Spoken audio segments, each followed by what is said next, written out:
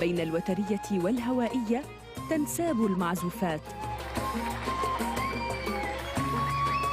وبين الحناجر والآلات تصبح الأناشيد. إيران، تنوع الموسيقى من تعدد أعراقها وفرادة ألحانها من سحر طبيعتها. إيران كما هي الموسيقى، وثائقي من إنتاج الميادين يأتيكم الأحد 9 مساء بتوقيت القدس الشريف.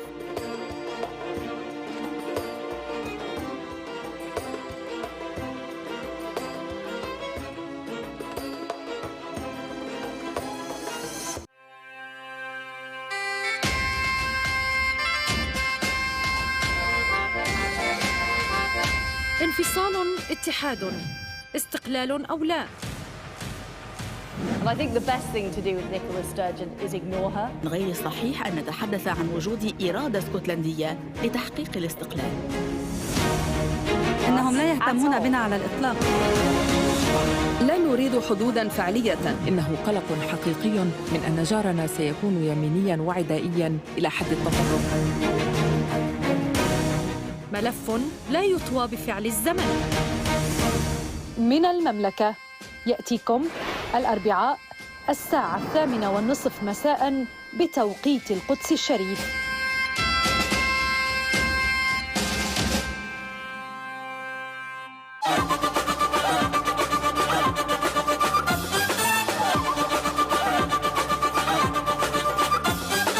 طالع لك يا عدوي، طالع من كل بيت وحارة وشارع، بسلاحي وإيماني طالع. طالع لك يا عدوي، طالع حربنا حرب الشوارع. طالع لك يا عدوي، حربنا حرب الشوارع. طالع لك يا عدوي، طالع لك يا عدوي، طالع من كل بيت وحارة وشارع،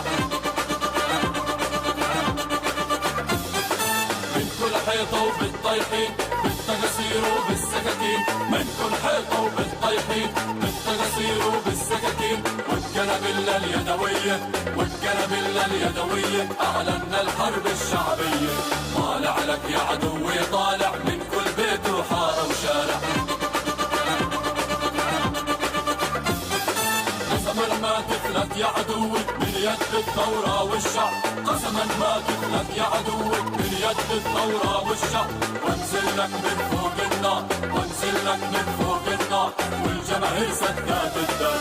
طالع لك يا عدوي، طالع من كل بيت وحارة وشارع، بسلاحي وإيماني طالع. طالع لك يا عدوي، طالع حربنا حرب الشوارع. طالع لك يا عدوي، حربنا حرب الشوارع. طالع لك يا عدوي، طالع لك يا عدوي، طالع من كل بيت وحارة وشارع.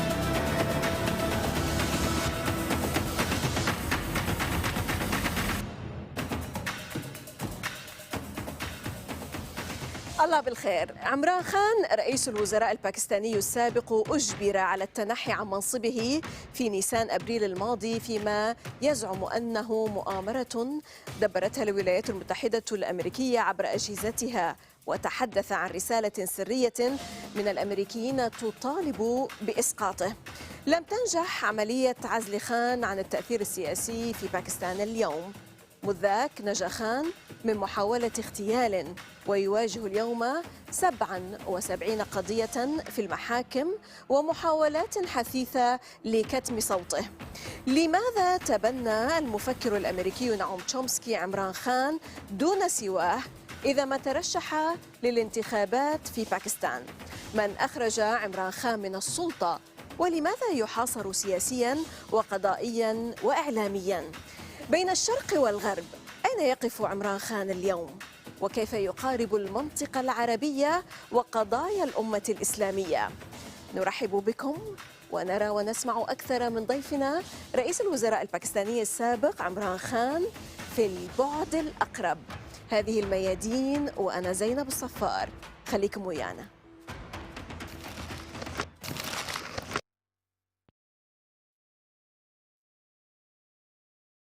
If Imran Khan were running, it would take time to vote for him, but I don't know of any other political figure in Pakistan who seems to be worth devoting much political energy and effort. My general impression is he was making an effort to do some fairly decent things. There were possible criticisms. I don't think anything happened that justified his expulsion from the political system. Imran Khan is the former Prime Minister of the Islamic Republic of Pakistan. He's the founder and chairman of Pakistan Tehreek-e-Insaf Party, PTI, and the former cricket champion who led the Pakistan team to victory in the 1992 Cricket World Cup. Mr. Imran Khan, salam and welcome to Al Mayadeen. This is the proximate aspect. I'm Zeinab Saffar. So good to have you, sir. My pleasure. Allow me to start, sir, by asking you, the internationally acclaimed American linguist / philosopher Noam Chomsky's impression about you is, quote, if Imran Khan were running, I will take time to vote for him. I don't think anything happened that justified his expulsion from the political system, unquote. Today, at least 77 court cases have been filed so far against you. This is the latest update and counting, perhaps. Who is behind these cases? Is there a specific side or person that you can name, sir?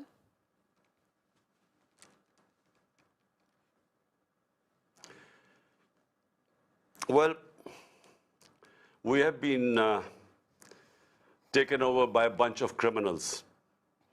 Pakistan, the reason why our economy, which was going through its best performance in 17 years in terms of growth rate, in record exports, record agricultural production, record taxes, industrial growth, and IT exports were just improving. So a country that was going through its best period in 17 years as far as the economy went, despite 2 years of COVID-19, our government was removed through a conspiracy. The conspiracy was led by our ex-army chief. He combined with these two crooked families who had been ruling Pakistan for 30 years. And I had replaced them.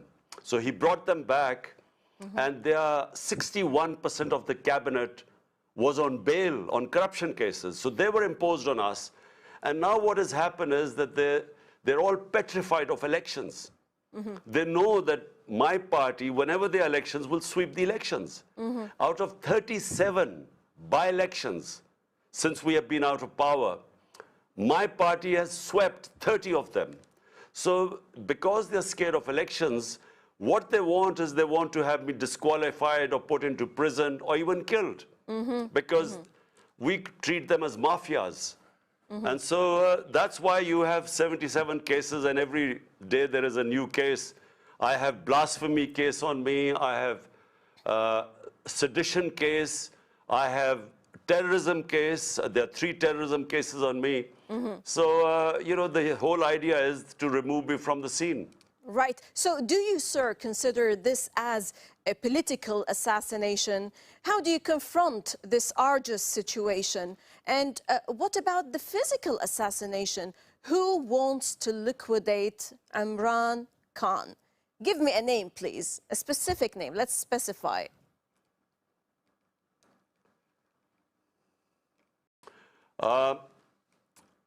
the assassination attempt on me was predicted by me. 2 months earlier, 6 weeks earlier, on 2 public rallies, I actually, in the rallies, I announced who was this attempt on me through a religious attempt. The decoy was supposedly a religious fanatic, but the people behind them were these 2 families, these mafias, and one of the intelligence agencies guy, which I named. Once I survived the attempt, I named this guy called General Faisal, who is in the ISI, an intelligence agency, and then there's the Prime Minister and there's the Interior Minister. Both the Prime Minister and Interior Minister have been involved in extrajudicial killing. Both of them have blood on their hands, and for them, assassinating an opponent was not going to be anything new. But joining them was this intelligence officer, General Faisal. These 3 were responsible. To add to all this, a prohibition order by Pakistan's Electronic Media Regulatory Authority to ban the broadcast of your speeches / press talks on Pakistani TV channels. Wow, I mean, why do they fear you that much? Anyways, what is, sir, your message to the people of Pakistan and to the world as a whole through Al-Mayadeen today? Look, they're banning me because they're scared that we are now going towards elections. Elections are in 60 days' time, and the Supreme Court has announced election in the 2 of our provinces, which is 65% of Pakistan. The elections are in 2 months' time. So the reason why they banned me is because they don't want me to campaign. And why they don't want me to campaign, they are scared. Because, as I repeat, out of 37 by-elections, where the government had been supported by the government machinery, by the administration, by the establishment, by the election commission, and all parties on one side, 13 parties on one side, my party beat all of them in 30 of 37 elections. So they're all scared. And that's why they want me out of the way. Let's shift some gears and talk about the foreign policies. Mr. Khan, you have rejected the request of the EU ambassadors to voice an anti-Russian stance vis-à-vis the Russian military operation in Ukraine. How do you see the future of Pakistani-Russian ties and between East and West? Where does Imran Khan stand today, especially with the burgeoning of the China-Pakistan economic corridor? Well, look, first of all, you know, foreign policy is made for the benefit of the people of your country. So national interest means the interest of the people of your country. And foreign policy should protect the interest of your country. So when the European Union ambassadors asked me publicly, which is unprecedented, it's against diplomatic norms, they publicly asked me to condemn the Russian invasion of Ukraine. I asked them one question, that why did they not ask India to condemn the Russian invasion? Because India is a partner, an ally of the United States in what is called the Quad. So it's a strategic ally. So why did they not ask India? Why did they ask Pakistan? So that was my number 1 point, which is bizarre. I mean, how dare they interfere in our internal politics? Secondly, my idea of international relations, as I've just said to you before, are the 220 million people of Pakistan. We had negotiated with Russia, just like India, to get discounted oil, because after the Ukraine invasion, the price of international oil went up. And countries like us suffer when the prices of oil go up, because it causes inflation, which causes poverty. Sure. So we had negotiated this discount. Now, by condemning them, we were jeopardizing this. And my third point is that why is it morality selective for the European ambassadors or for the United States. Exactly. Because when it comes to their interest, they do not condemn what is happening in Palestine or what is happening in Kashmir, because Israel is their ally and India is their ally. But they want us to take positions double standards, on sir. international relations, which is their issue. And it's their issue. I mean, the European war is not Pakistan's issue. True. So they want us to take stand there where it can be very costly for our people. Right. On issues pertaining to Pakistan, in a similar vein, definitely the issues of occupied Kashmir and Palestine are thorns in the heart of the Islamic Ummah in their common suffering and atrocities. In your perspective, sir, is there any viable solution for both issues?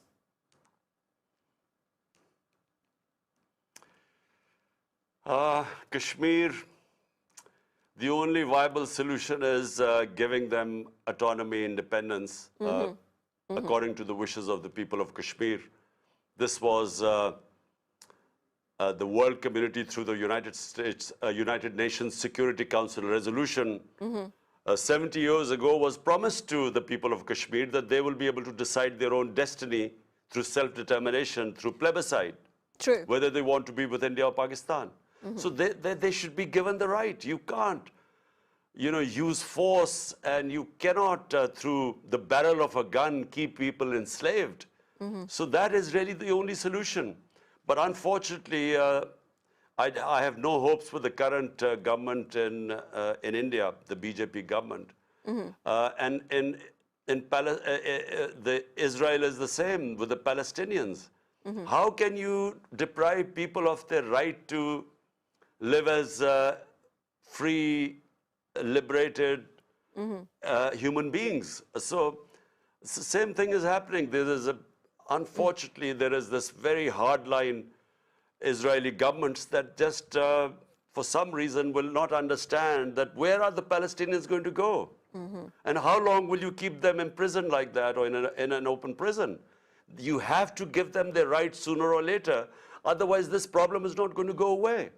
But unfortunately, I don't see much logic and reasoning amongst the hardline Israelis.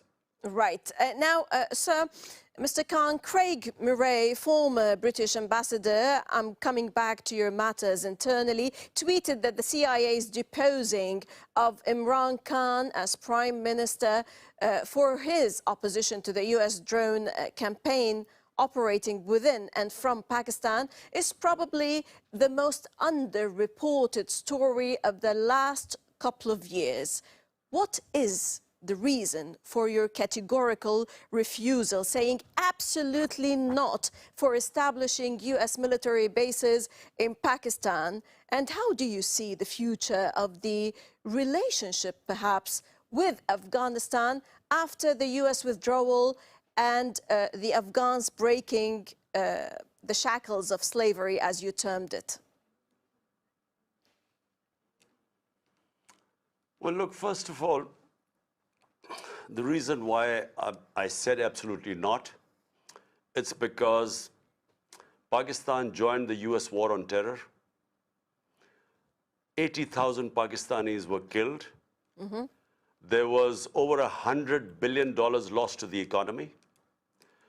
We had over 400 drone attacks conducted by the US, bombings inside Pakistan, and a lot of the drone attacks killed innocent civilians. And the revenge attacks for the drone attacks were against the Pakistani security forces.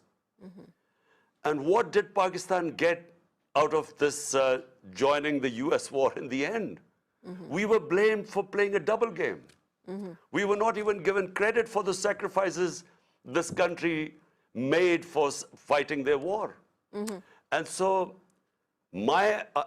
I'm not anti the United States. I think Pakistan should have good relationship with the US. US is a superpower, our trading partner.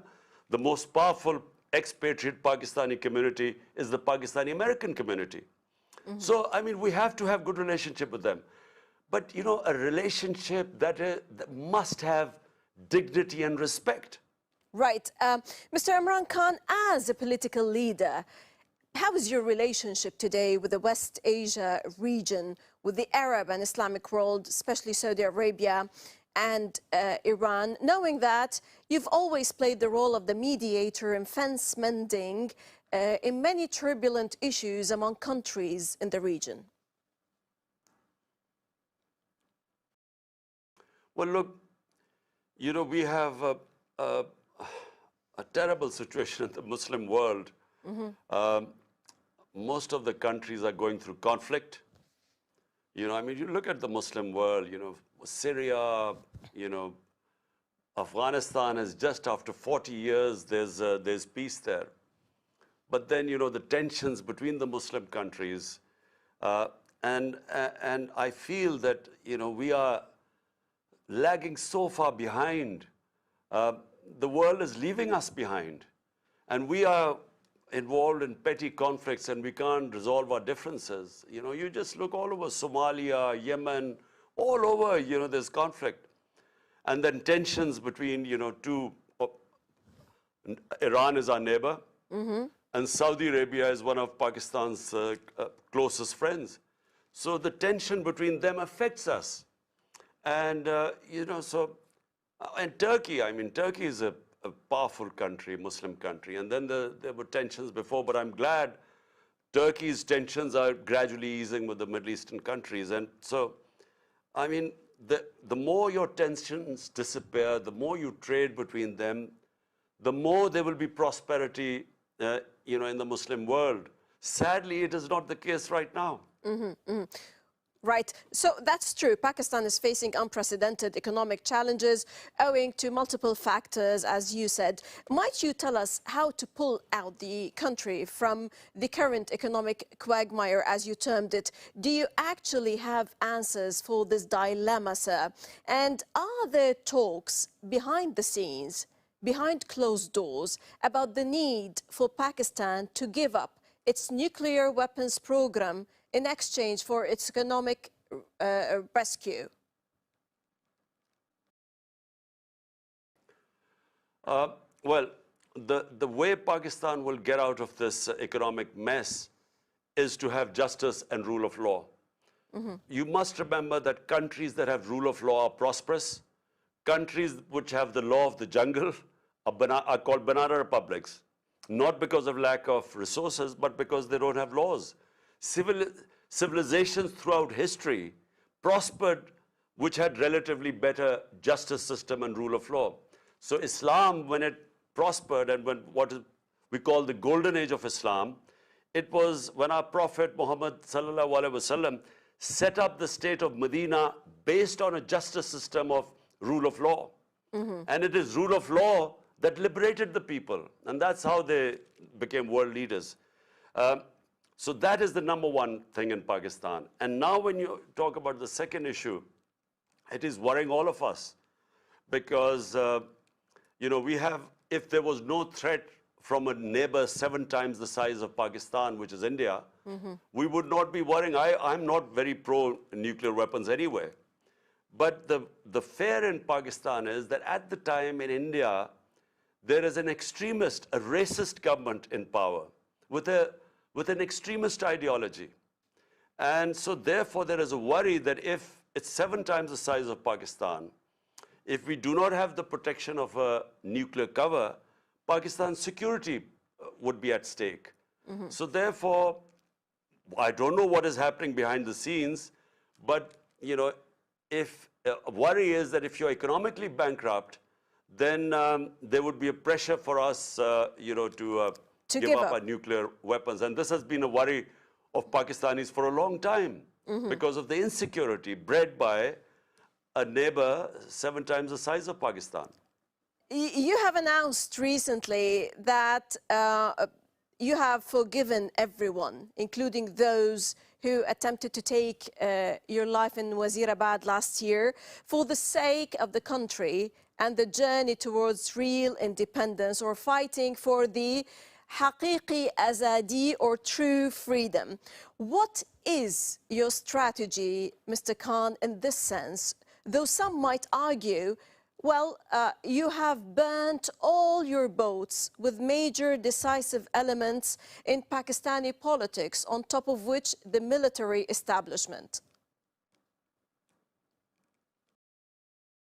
Well, let me clarify first of all. The military establishment is one man, the army chief. So let's not bring the military. It's not some democratic organization where there's voting. It's just one man who takes decisions. Now, secondly, it doesn't matter whether there is no one with me because I have the people of Pakistan with me. Thanks to the Almighty, today Tehreek-e-Insaf is the biggest political party in Pakistan's history. So therefore, when you have the people with you, you don't need anyone else. Now, the reason why I said I would forgive the ones who, and I know the ones who attempted to kill me, the reason I said I'd forgive them, because it is in line with our Prophet Muhammad sallallahu alaihi wasallam after the conquest of Makkah. He forgave everyone, people who were cruel to them, who had made them leave Makkah and migrate to Medina. So he forgave everyone. So therefore, similarly, I mean, it's not about me, it's about my country. So therefore, I can forgive those who were cruel to me or tried to kill me. But what I said you cannot forgive are the ones who have stolen money from the people of Pakistan, who've done corruption. You can't forgive them because that money belongs to the people of Pakistan. My last question for you, Mr. Imran Khan, if you review and assess your political approach, have you made many mistakes? Where and what mistakes have you done? And what have you learned? What will you offer to Pakistan if you return to power? Look, I mean, you make all the mistakes all the time. We humans are humans, different to the angels, because we make mistakes. But successful human beings always learn from their mistakes. So the biggest mistake I made was that I believed that the ex-army chief, who was then the army chief when I was a prime minister, I believed that he was working for the same, for Pakistan, just like I was. I felt that his interest and mine were aligned. And so I trusted him completely. And I gave him an extension. But then I realized that he was actually, not with me. He was working for these crooks. And these are the crooks. He did a conspiracy to remove me and bring them back again. So it's made me understand that, sometimes I've always been a trusting guy. I trust people. But, the mistake I made was I thought his and my objective were the same. And so therefore, it was a big mistake to trust him completely. And he brought this country now to its knees. So, that's the biggest lesson. And secondly, never compromise on the rule of law. Because I did not have enough power. As a prime minister, I did not have the Accountability Bureau. I just wasn't, it was a coalition government, a weak government. I did not have the power I needed to impose the rule of law. So I would never take, so the lesson is, I would never take power again or form government again if I did not have the power to impose rule of law in Pakistan. Excellent, Imran Khan, former Premier of Pakistan, definitely a man of consequence. Thank you very much, sir, for joining us from the Pakistani city of Lahore. Definitely, and definitely also for your transparency. Pure pleasure to have you, sir. Thank you very much. Always a pleasure. لعل تصريحات عمران خان في فيلم وثائقي تم تصويره أثناء